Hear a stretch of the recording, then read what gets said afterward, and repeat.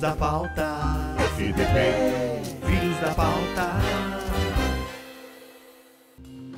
Muito bem, senhoras e senhores, estamos recebendo no FDP hoje os jornalistas mais influentes da América do Sul, os caras mais legais que a gente pode ver no rádio e na televisão, né? E tivemos grandes interações enquanto eu estive no Grupo Globo, especialmente no Sport TV, e que sabe tudo e muito mais também sobre o futebol sul-americano, especialmente sobre o futebol argentino. Ariel Palacios está nos dando a honra de participar aqui no FDP. Ariel, seja muito bem-vindo, obrigado por aceitar o convite. Muito obrigado, a honra é minha, muito obrigado pelo convite. Muito bem, eu diria que muita gente no Brasil hoje está com o nariz torcido, porque a Argentina é finalista da Copa do Mundo. Mas há uma quantidade razoável, e eu me incluo nesse grupo de gente que ficou feliz, né, por ver Messi jogar o que jogou contra a Croácia e especialmente ter a oportunidade de ir a uma final de Copa do Mundo e poder ser campeão. Aí eu pergunto a você, como foi a repercussão na Argentina? Qual o sentimento do argentino neste momento em relação ao desempenho da sua seleção? Há um fenômeno muito interessante, né, dos torcedores argentinos, que não é a totalidade, sempre preciso destacar, e não é a totalidade da população, porque a população argentina tem uma proporção, mais ou menos, de uns 75% de copafóbicos, ou seja, aqueles que não gostam da Copa, aqueles que não dão bola para as Copas, que até às vezes podem gostar do futebol, mas de forma mais lúdica, não essa forma tão obsessiva. Então, existe mais ou menos esses 25% que também se retratam, isso é um dado muito interessante. Antes disso, eu preciso destacar uma coisa. Quando tem Copa no Brasil, a gente pode deitar no meio de qualquer avenida, de qualquer cidade, que não passa nem um velocípede por cima da gente. Verdade. Em Buenos Aires não é bem assim, desde a virada do século. Antes sim, desde a virada do século não. Segundo a Polícia Federal, o trânsito portenho se mantém mais ou menos em 30% do total. Quer dizer, cai de um movimento de 100% para 30%. Então, se tem 30%, quer dizer, tem uma população que não está nem aí. Então, por isso, quando eu falo os torcedores, né, sempre ressaltando, não, a população, sempre os torcedores. Então, dentro desses torcedores, existe o que eu diria, de forma geral, evidentemente está tudo setorizado, há vários grupos, né, mas eu diria que, de forma geral, existe uma alegria enorme, uma alegria exultante, mas ela está acoplada a uma cautela muito significativa. Por quê? Porque desde a última vez que a Argentina ganhou uma Copa do Mundo foi em 86, quer dizer, o Muro de Berlim ainda estava em pé, Lionel Messi não tinha nem nascido, Lionel Messi nasceu no ano seguinte, em 87, a última Copa que a Argentina conquistou foi em 86, no México. Madonna, eu comentei isso agora há pouco, Madonna ainda não tinha lançado o disco Vogue, imagina, Uau. 4 anos depois da Madonna. Então, quer dizer, é muito tempo que passou, é um passado remoto. Quer dizer, há 36 anos que a Argentina não consegue uma Copa do Mundo. E toda a seleção argentina, que tem menos idade que o Messi, não conquistou, não estava, não havia nascido, não é? Era criancinha e não viu a Copa, não lembra da Copa? Não, diretamente não haviam nascido. Então, isso faz com que os argentinos, depois de tantos anos sem ver a Copa e depois de tantos anos sem ter conquistado a Copa América, somente agora, recentemente, que a Argentina conquistou uma Copa América, ela estava sem títulos internacionais durante um longo tempo. Só agora que teve essa Copa América. Então, quer dizer, para os argentinos, tantas vezes chegar perto, ou mais ou menos perto, ou até chegar numa Copa do Mundo com muito entusiasmo, como aconteceu em 2002, a Copa do Japão, Coreia do Sul, havia um time de Marcelo Bielsa que era considerado como o grande time, com O maiúsculo, G maiúsculo, T maiúsculo, e acabou fracassando na primeira rodada. Então, há uma cautela muito grande, né? O pessoal está escaldado, então estão muito alegres, mas estão cautelosos. Então, muitas vezes que eu falo com os amigos argentinos, com eles me dizem, então agora, eu falo assim, meio brincando, agora então, pronto, tá tudo certo. Não fala tá tudo certo, não fala tá tudo bem. Vamos esperar, cruzemos os dedos, quer dizer, algo assim como não cantemos vitória antes, né, antecipadamente, o que é uma coisa muito interessante, esse clima, que também reflete a situação do país, crises intermináveis nos últimos 50 anos, enfim, uma atrás da outra, crises que deixariam qualquer crise econômica brasileira no chinelo, né? E não é de agora, como eu digo, há 50 anos vem se acumulando. Então o pessoal prefere a cautela, a alegria, mas com cautela, just in case, vai que não dá certo, né? Então o pessoal, o clima é esse, um clima muito interessante, muito particular, porque as pessoas, e dentro desses copafóbicos, o mesmo daquele pessoal que gosta do futebol, mas não é que até assiste a Copa porque tem mais parente vendo a Copa, o filho, amigo, marido, mulher, vendo a Copa, mas que essas pessoas não são tão, que assistem, mas não são tão freneticamente entusiastas da Copa. Mesmo essas pessoas, elas comentam uma coisa muito interessante. Elas dizem o seguinte: ai, gostaria tanto de ver o Messi ganhando a Copa, que não é tanto a seleção. A palavra é Messi. Por quê? Porque Messi se transformou naquela espécie de ídolo que nem Moisés, quando atravessa o deserto durante 40 anos, né? E que nunca chega à Terra Prometida, vê distante a Terra Prometida, o Canaã, né? Mas morre, né? Então, Messi seria mais ou menos essa espécie de Moisés. O pessoal espera que ele chegue, que não seja Moisés e chegue à Terra Prometida. A Terra Prometida seria a terra da Copa da FIFA, do mundo. Então, está esse clima. As pessoas dizem, seria uma pena que Messi, um rapaz tão esforçado, um cara que se comporta tão bem, não é Maradona, aquela coisa racista, homofóbica, misógina, espancador de mulheres, que respaldou ditaduras de direita e de esquerda ao mesmo tempo, não é? Então, Messi é aquele cara que você diz, putz, é um cara legal, é um cara sóbrio, é um cara que não fala sobre si em terceira pessoa, né? Quando alguém faz uma pergunta, ele diz, bom, eu acho que, não fala, Messi acha que, não é como se fosse um semideus. Messi é o cara que arma os jogos. A gente viu esse jogo contra a Croácia, um dos gols Messi armou para que outros fizessem. Maradona não fazia isso. Maradona fazia porque se não tinha outro jeito. Maradona queria fazer os gols. Messi é o cara, é o generoso, é o cara que tem espírito de equipe dentro do futebol. Então as pessoas gostam de ver essa coisa no Messi. Acham que seria uma pena que ele não conquistasse a Copa. Então foi muito interessante, porque uma coisa é a seleção e outra coisa é Messi. E há um grande carinho pelo Messi. Não, o Messi passou por várias etapas dentro do imaginário coletivo da torcida argentina, né? O Messi passou de ser, há 20 anos, aquele garoto, aquele rapaz que joga no Barcelona, que parece que está indo muito bem. Depois passou a ser algo assim como, nossa, um argentino que está indo tremendamente bem lá no Barcelona. Aí começou a fazer parte da seleção. Nos primeiros tempos não fazia muitos gols pela seleção, começou a fazer em grande escala depois, mas aí o pessoal reclamava, ele não tem estilo argentino, ele joga que nem europeu, blá, blá. Esse pessoal ficou caladinho quando o estilo europeu de Messi começou a dar muito certo, né? Então Messi passou por várias etapas. Depois da Copa da Rússia ele quase desistiu, ele disse que renunciava, e durante vários meses não jogou, até que finalmente voltou a jogar pela seleção. Então Messi passou por várias etapas, agora está mais uma etapa. Messi tem 35 anos, tudo indica que esta seria a derradeira Copa de Lionel Messi, porque ele teria 39 na próxima.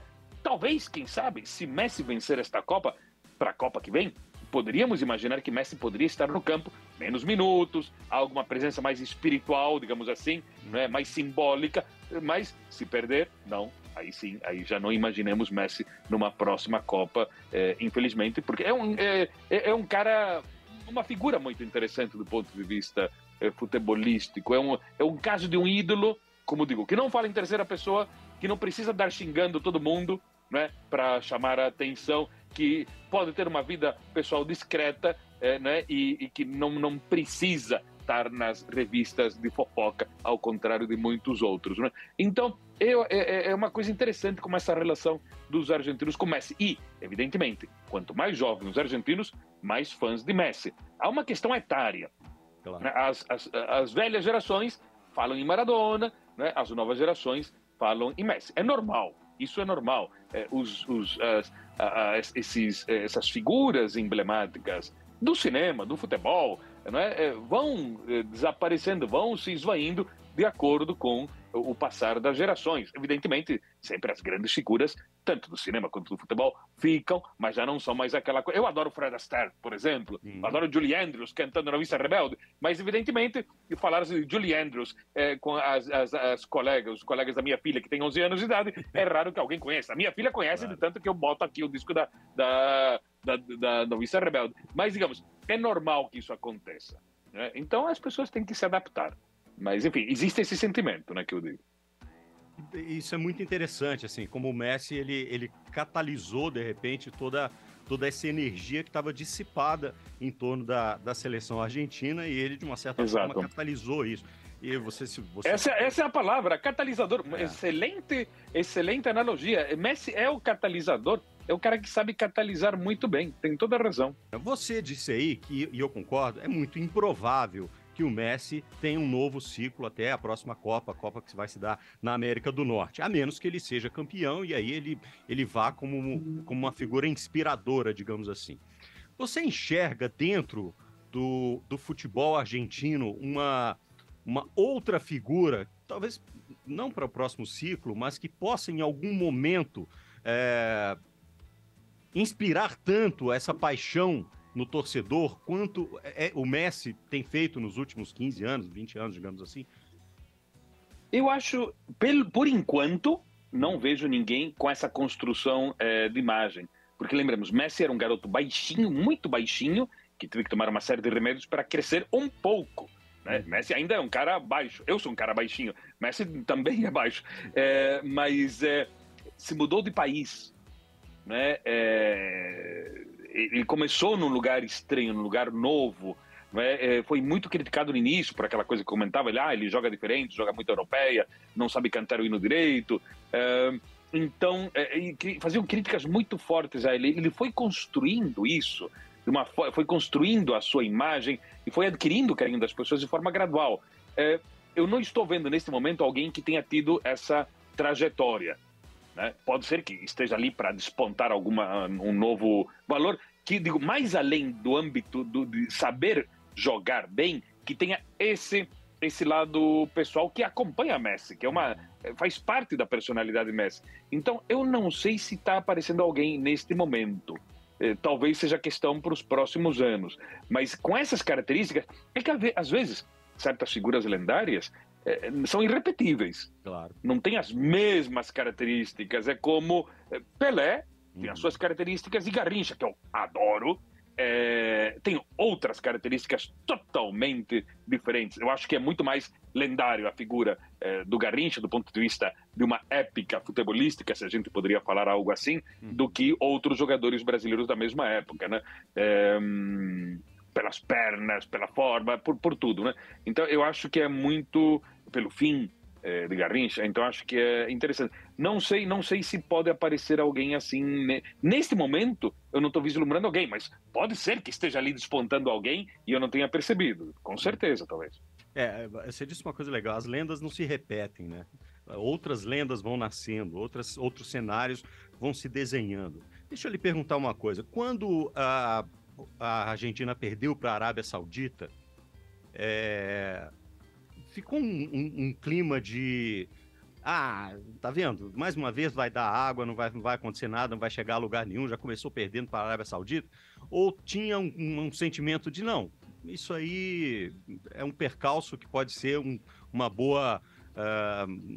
um bom aviso para que a seleção tenha uma nova concentração, uma nova forma de jogar e possa fazer uma Copa do Mundo mais produtiva como fez? Qual foi o sentimento naquele... Foi um ponto no meio do caminho, entre essas duas que você citou.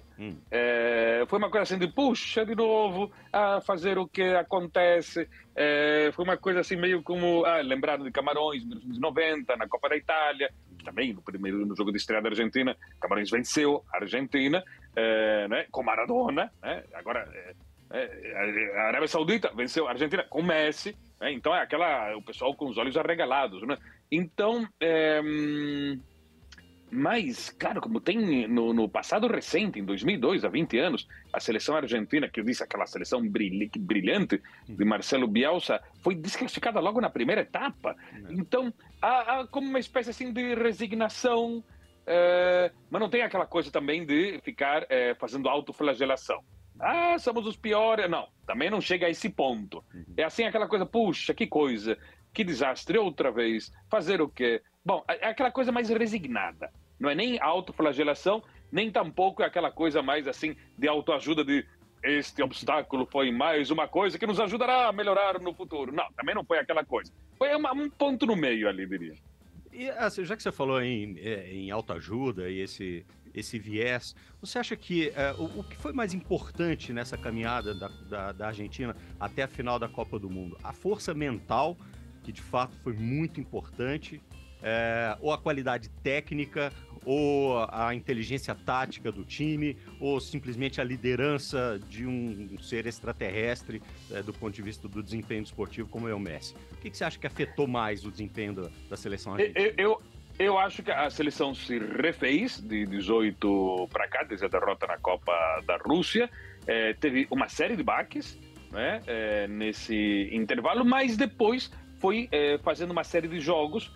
A Argentina chegou invicta, com 36 jogos invictos, ou empatou, ou ganhou, mas não perdeu, até a Copa do Mundo. Tudo bem que não eram confrontos com seleções de mega peso, né, europeias, exceto com a Itália, mas a Itália também há 2 Copas que não entra, né? Uhum. Então, o invicto foi bom do ponto de vista psicológico, porque criou a sensação que podiam avançar muito, porque não haviam sofrido derrotas, ou empates ou vitórias. Tudo bem que, entre parênteses, não eram vitórias contra seleções assim europeias, né, na maior parte, ganharam a Copa América no Brasil, então isso foi tonificando, foi ajudando na recomposição da autoestima da seleção. A autoestima de uma seleção que, na realidade, era uma série de jovens, com Messi, o veterano, mas uma série de garotos que foram começando nestes últimos 4 anos e foram crescendo. Então, acho que a aposta de Lionel Scaloni, do técnico argentino, de apostar nos novos valores, mas mantendo 2 ou 3 figuras ali mais veteranas, eu acho que foi uma mistura muito legal. Tipo, os jovens que vão aprendendo com os veteranos e os veteranos, né, que vão tendo o apoio físico, mais físico, desses mais jovens. Eu acho que isso foi crucial, a outra parte, essa de chegar aí com esse status invicto, né? Embora não tenha sido invicto perante seleções tão importantes, algumas sim, mas a maioria não, né? Então, e porque a questão psicológica influi muito na sociedade argentina, não é à toa que Buenos Aires tem a maior concentração per capita, maior número per capita de psicanalistas no mundo, passando Paris. Isso já há meio século, 40 anos, meio século mais ou menos, que mantém esse patamar. Então, e por isso mesmo, na sociedade argentina existe uma expressão que é anímico. Anímico quer dizer que tem a ver com ânimo. Então a pessoa diz, como é que você está? Ai, animicamente não estou bem hoje. Animicamente como, né, não estou bem de ânimo. Né? Mas isso se usou muito nos últimos 8, 10 anos em matérias de cadernos esportivos sobre a seleção. Ou sobre outros times. Sobre o River, sobre o Boca. Né? Então, para você ver como a psicanálise está muito metida dentro do futebol argentino. Tá muito. Então, os baques, quando houve a derrota perante a Arábia Saudita, o pessoal ficou muito preocupado que impacto isso teria nos jogadores. Os jogadores conseguiram se recuperar, mas havia um grande temor sobre esse impacto psicológico que haveria nos jogadores. Então, acho que foi um coquetel de circunstâncias que levaram isso, e essa coisa do Scaloni de apostar por algo muito novo, ou quase totalmente novo. Não totalmente, mas quase totalmente, um plantel quase totalmente novo. Foi uma aposta arriscada, mas às vezes é preciso fazer isso, é preciso fazer uma renovação, né? Maravilha. Senhoras e senhores, conversamos com Ariel Palacios. Muito obrigado pela gentileza de nos atender, de participar, conversar com o ouvinte e o telespectador da Rede 98, e sorte para a Argentina na final. Eu, pessoalmente, estou torcendo para a Argentina. Muito obrigado pelo convite. Uma boa semana para todos. Grande abraço. Notícias importantes, fontes e opiniões, entrevistas, análises e considerações, informação no fim do dia. E se o assunto tá em alta, ele tá na FDP. Filhos da pauta, FDP. Filhos da pauta.